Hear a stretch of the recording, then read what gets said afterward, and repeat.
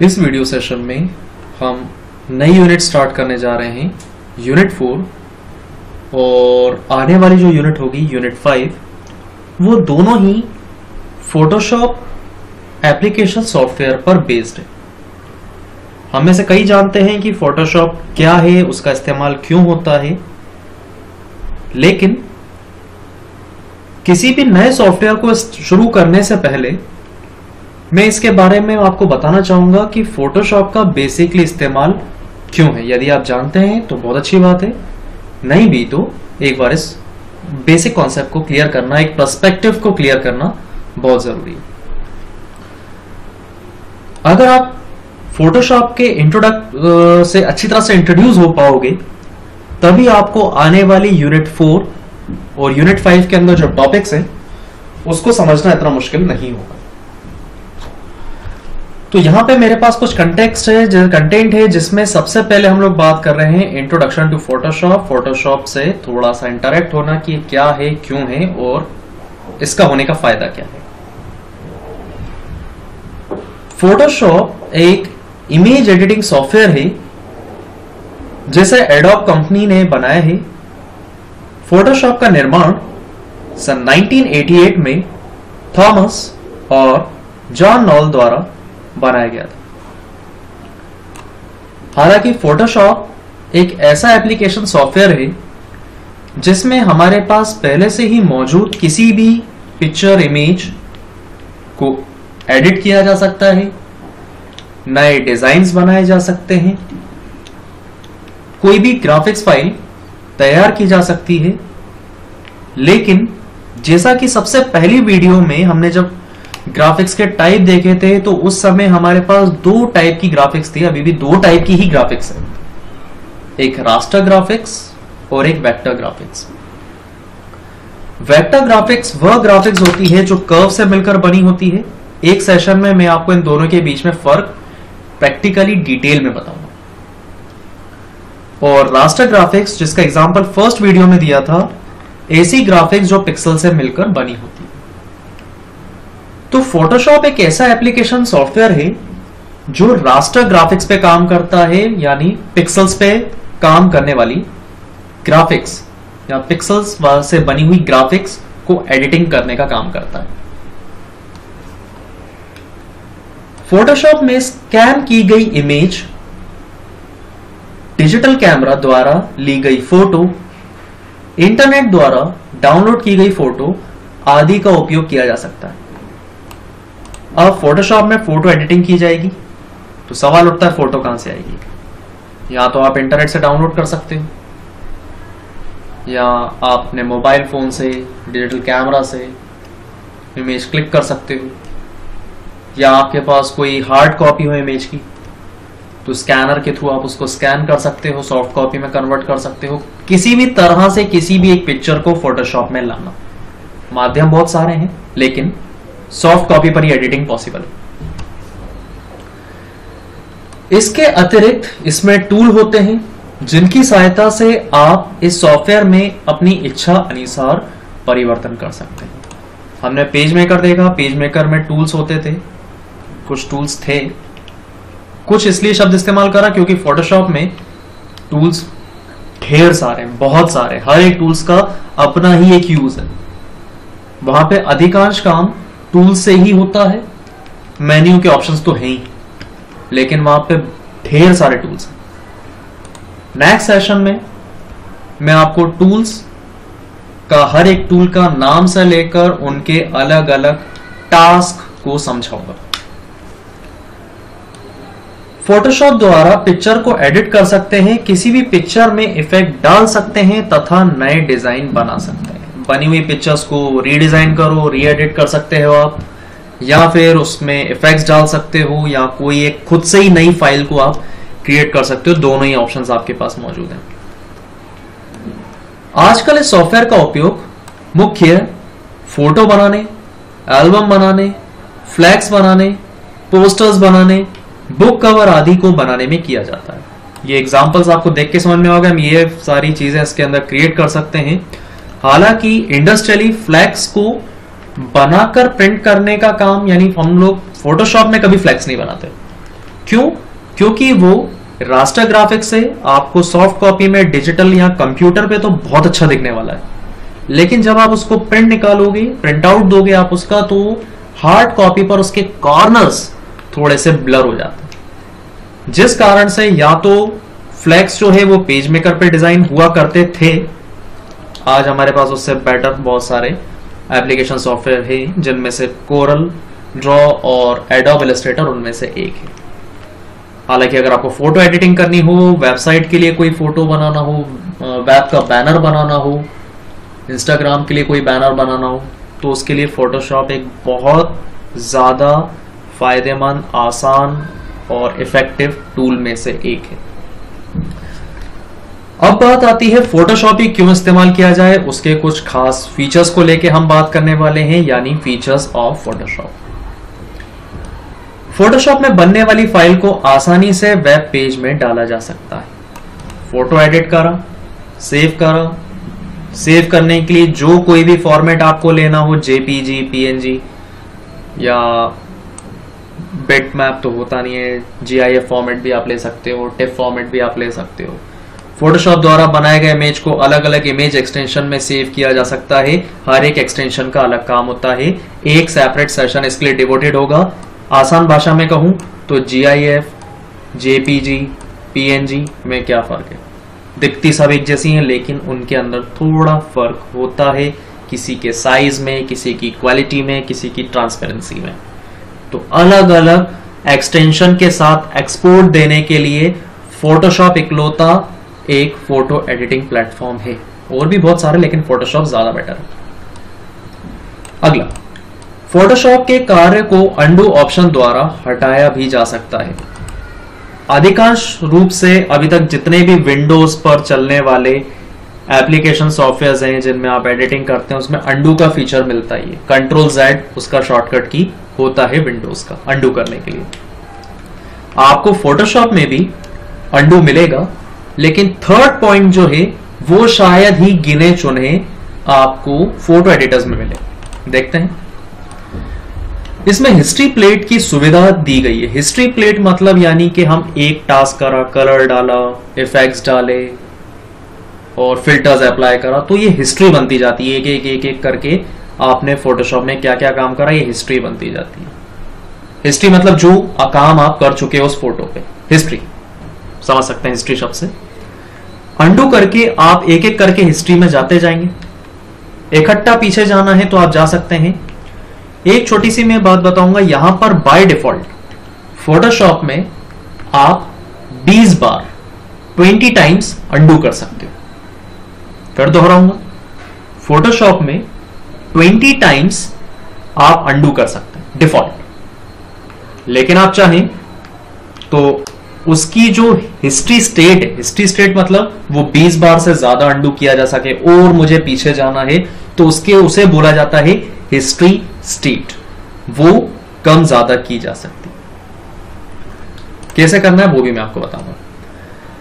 जिसमें पुराने कार्य की सूचना दिखाई जाती है। इस प्लेट के उपयोग से फोटो या इमेज को पुरानी स्थिति में ला सकते हैं। जो मैंने आपको बताया ये वही कुछ लिखा हुआ है। 4th पॉइंट पे आगे बढ़ते हैं। फोटोशॉप में इमेज को सिलेक्ट करने के लिए बहुत से टूल हैं। ये बात सही है। आपको एक ही काम करने के लिए कई सारे टूल्स मिलेंगे, अलग अलग तरह से किया जाएगा। अब बात आती है कि काम एक करना है तो अलग अलग टूल्स क्यों हैं? करने के तरीके अलग अलग होंगे जिनके द्वारा अलग अलग पार्ट को सिलेक्ट किया जा सकता है। सुविधा से फोटोशॉप में किसी भी फोटो का काम बहुत आसानी से किया जा सकता है। फोटोशॉप में सिलेक्शन के लिए टूल्स मिलेंगे आपको। कोई टूल्स ऐसे होंगे जो राउंड शेप में सिलेक्ट करेंगे, कोई होगा एक फिक्स लाइन पे चलने वाला होगा, कोई ऑटोमेटिकली एरिया के हिसाब से सिलेक्ट करेगा। तो सिलेक्ट करेंगे लेकिन अलग अलग टूल के माध्यम से। जो टूल्स जिस परिस्थिति में आसान होगा सिलेक्शन के लिए, उसी टूल का इस्तेमाल किया जाएगा। फोटोशॉप में वांछित रंगों को सुधारने या बदलने का कार्य फोटोशॉप में बहुत तेजी एवं आसानी से किया जाता है। यानी कि कई बार हमारे पास बहुत पुराने फोटोग्राफ्स होते हैं, जो ब्लैक एंड वाइट होते हैं, समय के साथ उनका पेपर गलने लगता है, खराब होने लगता है, हम उसको रीकलर करवाते हैं या री एडिट करवाना चाहते हैं। तो किसी भी पुराने इमेज जिसके कलर्स वगैरह ऑलमोस्ट खराब हो चुके हों, पेपर क्वालिटी खराब हो चुकी हो, उसको दोबारा से रिक्रिएट करना वही डिजाइन में, उसी फॉर्मेट में, उसी पैटर्न में, या एक ब्लैक एंड व्हाइट कलर को फोटो, कलरफुल फोटो बनाना भी आप कह सकते हो, वो काम भी फोटोशॉप में बहुत आसानी से हो जाता है। फोटोशॉप में बहुत से इफेक्ट टूल्स दिए होते हैं जिनकी मदद से फोटो को अलग अलग इफेक्ट आसानी से डाल सकते हैं। पढ़ने से समझ में आ गया है। यहाँ पे टूल्स मिलेंगे जिनमें आप इफेक्ट्स अप्लाई कर सकते हो। वह इफेक्ट्स क्या होंगे, उसकी वैरायटी आपको मिलेगी। जो पसंद हो, जैसा पसंद हो, जितना पसंद हो उतना इफेक्ट आप उस पर अप्लाई कर सकते हो। फोटोशॉप के द्वारा किसी भी इमेज के आकार को आसानी से बदला जा सकता है तथा उस इमेज को रोटेट भी किया जा सकता है। फोटो का साइज कम ज्यादा कर सकते हैं आप। छोटे साइज का फोटो है, उसको एनलार्ज करना है, एक प्रॉपर डायमेंशन में चाहिए, इतने बाय इतने इंचेस फीट का फोटो हमें चाहिए, वो भी आपको मिल जाएगा। रोटेट करना हो, तिरछा करना हो, पोर्ट्रेट का लैंडस्केप, लैंडस्केप का पोर्ट्रेट करना हो, वो फैसिलिटी भी आपको मिल जाएगी फोटोशॉप में। फोटोशॉप में इमेज पर आसानी से कार्य करने के लिए लेयर का उपयोग किया जाता है। एक बात मैं यहां पर बताऊंगा, हमारे पास फोटो एडिटिंग के लिए फोटोशॉप ना सही तो पेंट तो होता ही। पेंट यानी कि मैं बात कर रहा हूं इसकी, पेंट ब्रश की।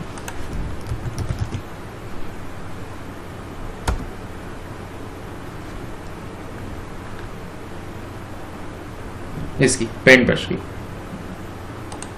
अगर जरूरत पड़ने पर आ जाए तो यहां पर भी हम कलर है, ब्रशेज हैं, आराम से आप फोटो पेंट कर सकते हो जो करना चाहो। लेकिन एक फर्क जो आपको फोटोशॉप में मिलेगा वो है लेयर। लेयर मतलब होती है परत। Photoshop is a raster graphics based photo editor platform which perform their work onto the basis of layer. Photoshop raster graphic tool है, पेंट भी है, लेकिन Photoshop के पास एक बहुत अहम चीज है जिसका नाम है लेयर। अभी मैं केवल थ्योरेटिकली इसको कवर करूंगा क्योंकि मुझे इस सेशन में केवल पर्सपेक्टिव बताना है कि हम लोग यूनिट 4 और 5 में फोटोशॉप पढ़ने तो वाले हैं, लेकिन उसको पढ़ने का फायदा क्या क्या है। तो ये लेयर्स हुआ, एक्सटेंशंस हुए, इफेक्ट हुए, टूल्स हुए, ये खुद में एक बहुत बड़ा टॉपिक है। तो बेहतर होगा हम इसे एक एक सेशन को देकर डिटेल में बात करें, तो ज्यादा बेहतर तरीके से आप कवर कर पाओगे ओवर थोड़ा बहुत देखने की तुलना में। तो वापस आते हैं। फोटोशॉप इमेज पर आसानी से कार्य करने के लेयर का उपयोग किया जाता है। लेयर सुविधा के माध्यम से हम इमेज को अलग अलग हिस्सों में बांटकर उस पर कार्य कर सकते हैं। इमेजेस को टुकड़ों में डिवाइड करना और रखना तो एक साथ ही, दिखेगा वो एक जैसा ही, एक ही, लेकिन होगा वो अलग अलग। इसका फायदा केवल है तो बहुत सारे। एक एग्जांपल मैं आपको बता दूंगा यहाँ पे कि अगर आपने अलग अलग इमेजेस को, एक इमेज के अलग अलग टुकड़े करे हुए हैं और फिर उन्हें एक साथ रखा हुआ है, तो एक फायदा तो ये है जब आप उसमें बदलाव चाहोगे तो आप किसी एक ही पार्ट को रिमूव करोगे, बाकी सब वैसे के वैसे ही रहेंगे। और ज्यादा रिमूव करना चाहो और ज्यादा पार्ट्स को भी आप रिमूव कर सकते हैं। क्लियर है? अगला पॉइंट, फोटोशॉप द्वारा बनाए गए इमेज को अलग अलग इमेज एक्सटेंशन में सेव किया जा सकता है, जैसे bitmap, GIF, JPG, PNG, PDF आदि, और भी बहुत सारे फॉर्मेट्स हैं।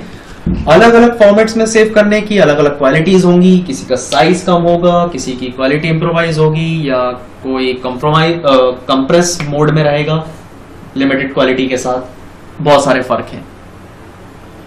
तो ये थे फोटोशॉप के कुछ फीचर्स और फोटोशॉप खुद में है क्या, क्यों है, किस लिए है, इसका एक इंट्रोडक्शन पार्ट।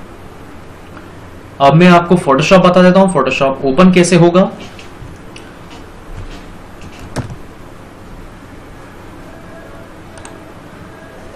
फोटोशॉप को स्टार्ट करने के लिए स्टार्ट बटन पे क्लिक करें, ऑल प्रोग्राम्स में जाएं, यहां आपको मिलेगा एडोब फोटोशॉप।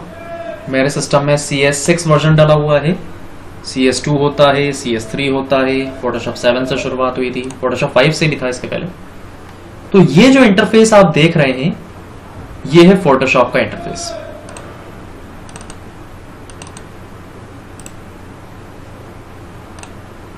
ये फोटोशॉप का इंटरफेस है जिसमें लेफ्ट हैंड साइड इतने सारे टूल्स दिए हुए हैं। जूम इन करके दिखाता हूं।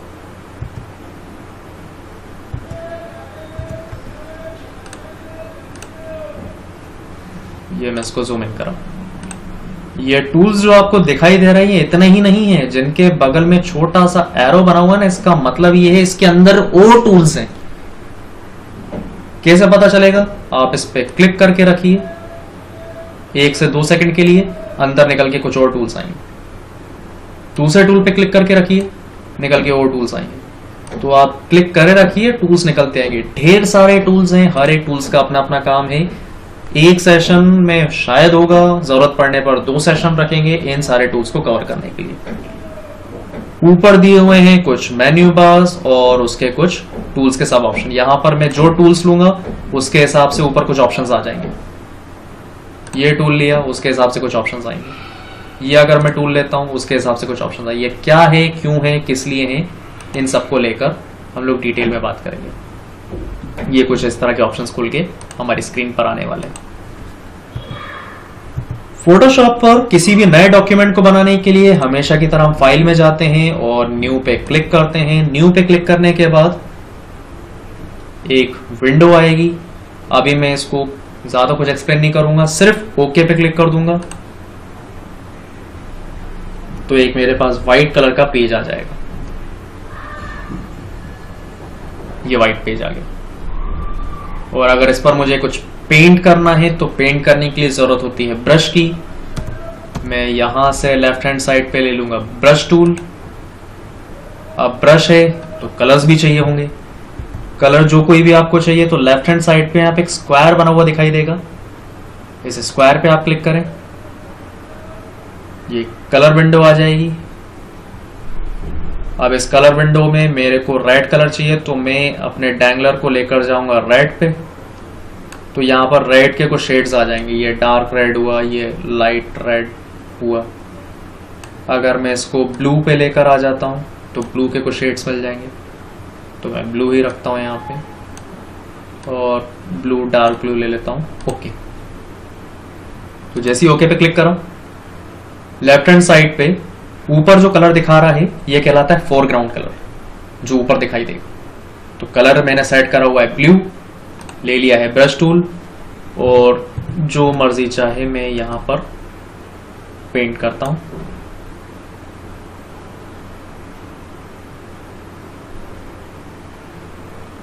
ये पेंट हुआ।